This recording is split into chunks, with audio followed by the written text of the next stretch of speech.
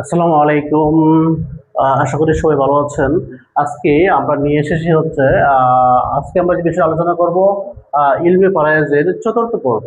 আমরা ইতিপূর্বে প্রথম, দ্বিতীয়, তৃতীয় পর্ব আলোচনা করেছি ইলমে ফারায়েজের। তো আজকে আমরা আলোচনা করব হচ্ছে চতুর্থ পর্ব। চতুর্থ পর্ব নিয়ে আমরা আলোচনা করব ইলমে ফারায়েজের। আমরা ইতিপূর্বে প্রথম পর্বে ইহার ইন্ট্রোডাকশন আলোচনা করেছি। দ্বিতীয় পর্বে আলোচনা করেছি হচ্ছে ইলমে ফারায়েজের অংশ হচ্ছে তিনটি: জাবিল ফুরুজ, আসাবা এবং জাবিল আরকাম। ওকে, আমরা জানি পবিত্র কোরআনে সূরা নিসাতে ৭, ১০, ১১ এবং ১৭৬ নম্বর আয়াতে ৭, ১০, ১১ এবং ১৭৬ নম্বর আয়াতে সুস্পষ্ট করে ইসলামী ফরায়েজ সম্পর্কে ধারণা দেওয়া হয়েছে। এবং একটি হাদিসে বলা হয়েছে, আপনি ফরায়েজ শিখলেন মানে হচ্ছে আপনার জ্ঞানের অর্ধেক পূর্ণ হয়ে গেল, অর্থাৎ আপনি জ্ঞানের অর্ধেক শিখতে পারলেন। হ্যাঁ, আপনি ফরায়েজ শিখতে পারলেন না মানে হচ্ছে জীবন থেকে অনেক কিছু শিখতে পারলেন না। হ্যাঁ, আমাদের যারা আমরা মুসলিম, আমাদের এই পবিত্র কোরআনে সুস্পষ্ট করে বলা আছে যে আমাদের ফরায়েজটা আমাদের শিখতেই হবে।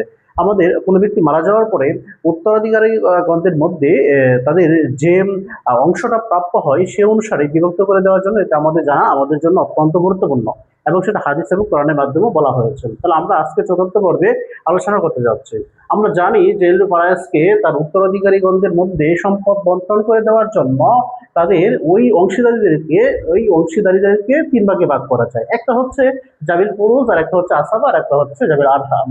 ওকে, আমরা জানি যে জাবিল ফুরুজকে অ্যাকচুয়ালি কোরআনের দৃষ্টিতে ১২ জন ব্যক্তিকে তার অংশীদারি করা হয়েছে জাবিল ফুরুজ অনুসারে। তার মধ্যে কয়জন ছিল? ৪ জন পুরুষ ছিল, ৮ জন মহিলা ছিল। ৪ জন পুরুষের মধ্যে, হ্যাঁ, আমরা জানি, আমরা অলরেডি আলোচনা করেছি পিতার অবস্থা, দাদার অবস্থা এবং বৈপিত্রীয় ভাই, তার অবস্থা হচ্ছে তিনটি। আজকে আমরা সেই বিষয়টা নিয়ে আলোচনা করব। ৪ জন পুরুষ ছিল, আমরা আলোচনা করেছি ইতিপূর্বে। ৪ জন পুরুষের মধ্যে কে কে? আমরা আবার বলি পিতা, দাদা, স্বামী এবং বৈপিত্রীয় ভাই। আজকে আমরা বৈপিত্রীয় ভাইয়ের অবস্থাটা আলোচনা করব। ওকে, ওই ব্যক্তি, আচ্ছা, আরেকটা জিনিস আপনাকে বারবার আমি বলি, সেটা হচ্ছে আপনি যখন ইসলামী ফরায়েজ করবেন তখন যখন যে অবস্থা নিয়ে আলোচনা করবেন সেই অবস্থাতেই থাকবেন। হ্যাঁ, যদি এখন আপনি বৈপিত্রীয় ভাইয়ের আলোচনা করতেছেন, হ্যাঁ, ওই জায়গায় যদি মা থাকে কি অবস্থা হবে, পিতা থাকলে কি অবস্থা হবে, এইসব আলোচনা এখন বাদ। এইসব আলোচনা আপনি নিয়ে আসবেন না। আপনি এখন যে অবস্থা নিয়ে আলোচনা করতেছেন সেই অবস্থায় আলোচনা করবেন, তাহলে ইসলামী ফরায়েজটা আপনি সঠিকভাবে আয়ত্ত করতে পারবেন। আদারওয়াইজ আপনি গুলিয়ে ফেলবেন, কারণ হচ্ছে এটা একটা জটিল জিনিস। এটা আপনি ইচ্ছা করলে খুব সহজে মানে আপনি নিয়ে আসতে পারবেন না। এটা ওয়ান বাই ওয়ান আপনি প্র্যাকটিস করতে করতে এটা আপনার ক্যাপচারে আসবে। মানে হঠাৎ করে আপনি ক্যাপচারে নিয়ে আসবেন, আমি একদিনে পারবো না, একদিনে হবে না। এটার উপরে এলএলবি-তে ১ বছরের একটা কোর্সই আছে। হ্যাঁ, ওইটা এবং আরেকটা কোর্স, তারপরে 2 ইয়ার্সের 2টা কোর্স আছে। হ্যাঁ, ওরাও মানে যারা 2টি কোর্স করেছে তারাও অ্যাকচুয়ালি বিষয়টা ভালোভাবে আয়ত্ত করতে পারেনি। তার মানে আপনি যদি মনে করেন একদিন আয়ত্ত করে ফেলবেন, সেটা হবে না। আপনাকে প্র্যাকটিস করতে হবে, বেসিক জানতে হবে, পর্যায়ক্রমে এখানে আপনি ঢুকতে হবে, তারপরেই এটা ভালোভাবে পারবেন। তাহলে আমি কি বলছি যে বৈপিত্রীয় বায়ুর অবস্থা হচ্ছে তিনটি। বৈপিত্রীয় বায়ুর অবস্থা হচ্ছে তিনটি। কোনো ব্যক্তি যদি মারা যায়, মৃত ব্যক্তি মারা গেল, আমি প্রত্যেকটা এক্সাম্পল দিব। প্রথম নম্বর অবস্থা হচ্ছে মৃত ব্যক্তির সন্তান। হ্যাঁ, পুরো এক ব্যক্তি মারা গেল, আমি সবসময় আসলে কাশেমকে মেরে ধরতেছি। আচ্ছা, ধরেন কাশেম মারা গেল, তো মৃত ব্যক্তির সন্তান যদি থাকে, কি থাকে? মৃত ব্যক্তির যদি সন্তান থাকে, সেটা ছেলে হোক মেয়ে হোক, মৃত ব্যক্তির যদি সন্তান থাকে অথবা পিতা থাকে, দাদা থাকে, ওই ৩ জনের মধ্যে, ওই ৪ জনের মধ্যে কেউ যদি থাকে, তাহলে ওই বৈপিত্রীয় ভাই কি, ওই পিতৃয় ভাই কোনো সম্পদ পাবে না। তাহলে আমাদের জানা উচিত না যে বৈপিত্রীয় ভাইটাকে? বৈপিত্রীয় ভাই হচ্ছে মা এক পিতা ভিন্ন। মা এক পিতা ভিন্ন। ধরেন মার 2টা বিয়ে হয়, মার প্রথম বিয়ে হয়েছিল, একটা সন্তান হয়েছে, তারপর মা ডিভোর্স হয়ে গেছে অথবা তার স্বামী মারা গেছে, দ্বিতীয় অবস্থায় আবার বিয়ে হয়েছে। হ্যাঁ, তাহলে কি হইল? মা এক। ঠিকই, মা কি হলো? যেমন মা বিয়ে হইল প্রথম, প্রথম কি হইল? মা এক, তাই না? তাহলে এখানে হচ্ছে মা, এখানে হচ্ছে মা, এখানে হচ্ছে পিতা। তাহলে কি হয়েছিল? মায়ের বিয়ে হয়েছিল। এই জায়গায় একটা সন্তান ছিল শরীফ, এই জায়গায় একটা সন্তান ছিল শরীফ। তারপর মা ডিভোর্স হয়েছে অথবা স্বামী মারা গেছে, মা আবার বিয়ে হয়েছে। ঠিক আছে, এই মায়ে আসছে, মার বিয়ে হয়েছে, যেমন এই জায়গায় আর একটা সন্তান হলো।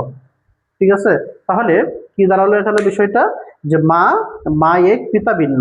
তাহলে মা কি হইলো, ওই জায়গায় আইসা তাহলে মার কি ছিল, একটা সন্তান ছিল, কিন্তু মার একটা কি ছিল, সন্তান ছিল। ওই সন্তান নিয়ে কিন্তু ওনার কাছে এসে বিয়ে হয়েছে। হ্যাঁ, ওই সন্তান নিয়ে আইসা ওই পিতার কাছে বিয়ে হয়েছে। তারপর ওই পিতারও কি হয়েছে, ওই মায়ের একটা সন্তান হয়েছে, তার নাম হচ্ছে জনি। জনি, তার মানে কি মা কিন্তু একই, মা কিন্তু একই। তার মানে বিষয়টা কি দাঁড়াইলো, মা একটা সন্তান নিয়ে আসছিল, ওই পিতার করে মার আরেকটা সন্তান হলো। ঠিক আছে, তারপরে তারা কি হইলো, তারা কিন্তু মা একই মায়ের গর্ভের সন্তান, কিন্তু পিতা হচ্ছে ভিন্ন। পিতা কি ভিন্ন, মা এক পিতা ভিন্ন। তার মানে ওইদের কি বলা হবে, কি এখানে বনু হতে পারতো, এখানে এখানে কি হতে পারতো, বনু হতে পারতো। সেটাকে কি বলা হয়, বৈপিত্রীয় ভাই অথবা বৈপিত্রীয়, হ্যাঁ, বোন বলা হয়।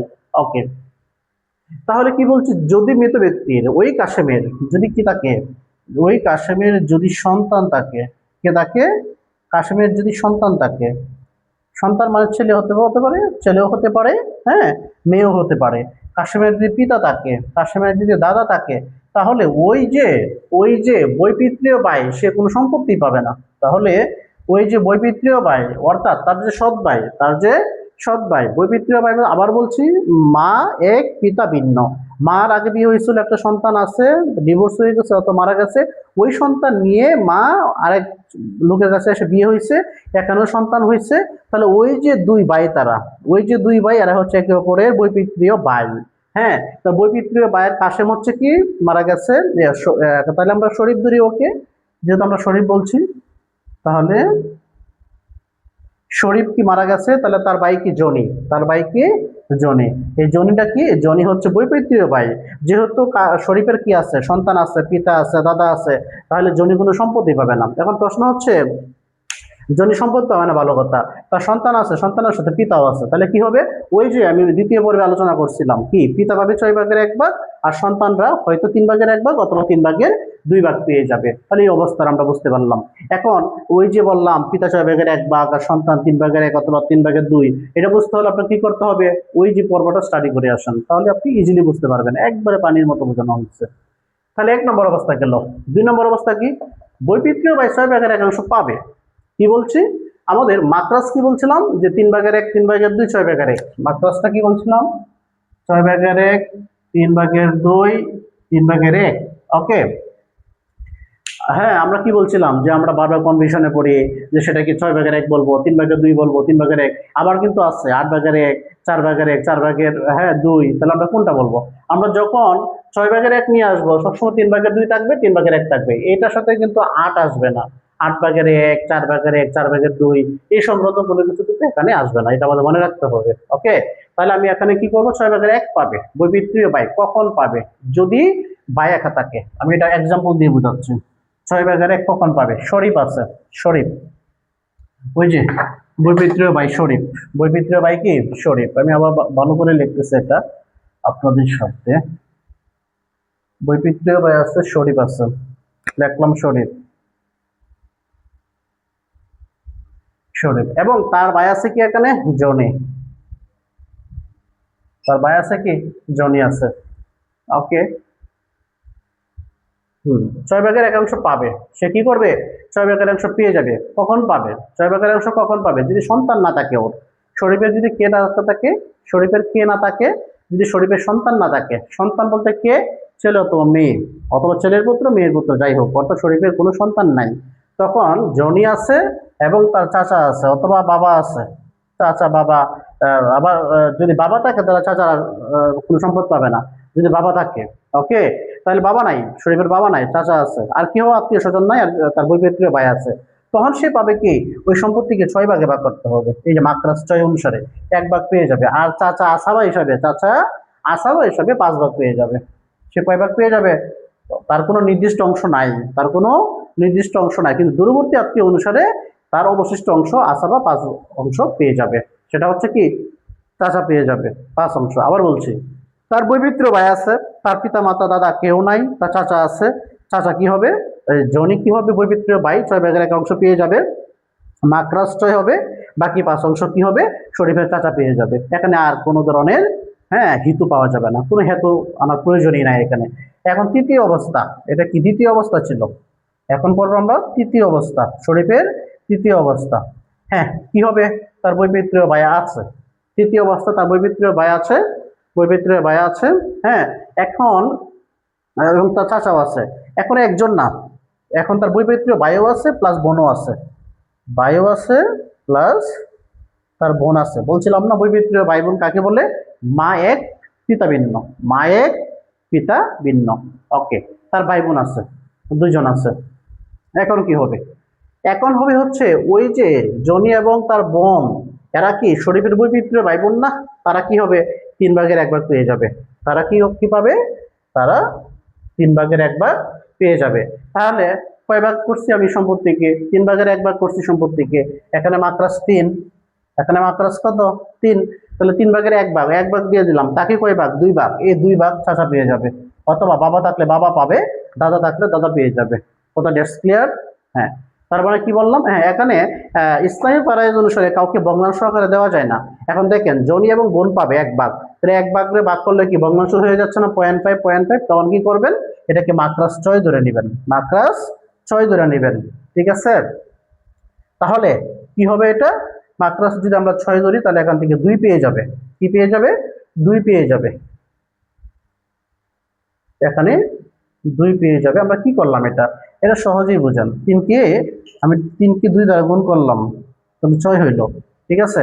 তাহলে প্রত্যেকের ক্ষেত্রে আমি কি করলাম? সম্পদ বাড়াইয়া দিলাম, 1 গুণ করে 2 হইলো, আর উনি সবাইকে 2 গুণ করে দিলাম, 4 হয়ে গেল। তাহলে সহজেই 2 ভাগ করে দিলে জনি 1 ভাগ পেয়ে যাবে, এই 2 এর মধ্যে বোন 1 ভাগ পেয়ে যাবে, আর চাচা 4 ভাগ পেয়ে যাবে। অথবা আপনি যদি 3 দিয়ে চিন্তা করেন তাহলে 0.5 থেকে দিয়ে দিবেন, সমস্যা নেই। তার মানে কি তৃতীয় অবস্থা শরীফের বৈপিত্রীয় ভাই যদি থাকে, বৈপিত্রীয় বোন যদি থাকে, অথবা 2 এর অধিক কোনো ভাই বোন থাকে, তাহলে কি হবে? তারা 3/1 পেয়ে যাবে। আসাবা হিসাবে চাচা অথবা বাবা অথবা অন্য যে কেউ থাক না কেন, শরীফের অন্যরা এই সম্পত্তিটা পেয়ে যাবে। এটা কি ছিল? ইলমে ফারায়েজের জাবিল বুরুজের। হ্যাঁ, পুরুষ 4 জন। আমরা আলোচনা করেছি কি? পিতা, দাদা। আর এখন আজকে আলোচনা করেছি হচ্ছে বৈপিত্রীয় ভাই সম্পর্কে। রয়ে গেছে কি? স্বামী। হ্যাঁ, আমরা স্বামীর অবস্থাটা পরবর্তীতে আলোচনা করব। আপনি পর্যায়ক্রমে যদি ওভাবে কন্টিনিউয়াসলি প্র্যাকটিস করেন, হ্যাঁ, এরপরে আপনি বিভিন্ন থেকে বিভিন্ন হিসা পর্যায়ক্রমে প্র্যাকটিস করেন, তাহলে এগুলো দ্রুতই আপনি পারবেন। আর যদি প্র্যাকটিস না করেন তাহলে কিন্তু হবে না। আপনাকে এক্সাম্পলের মাধ্যমে মাকড়াসটা বুঝতে হবে। আমি তো বললাম এটা হচ্ছে একটা মাকড়াস, আর একটা মাকড়াস হচ্ছে 8 দিয়ে হয়, পূর্বে আলোচনা আমি করেছি। এরপরে কিভাবে আপনি বৈপিত্রীয় ভাইটা কি, বৈপিত্রীয় বোনটা কি, এরপরে পুত্র কি, পৌত্র কি, পৌত্র কি, এরপরে হচ্ছে আপনার প্রপৌত্র কি, এই যে ডিটেলস যে বিষয়গুলো, দহিত্র কি, দহিত্রী কি, এই যে বিষয়গুলো আপনাকে একটু ক্রিটিক্যাল বিষয়গুলো একটু স্টাডি করতে হবে। স্টাডি করলেই আপনি বিষয়গুলো ক্যাপচার করতে পারবেন। আশা করি সবাই বুঝতে পেরেছেন। সবাইকে ধন্যবাদ।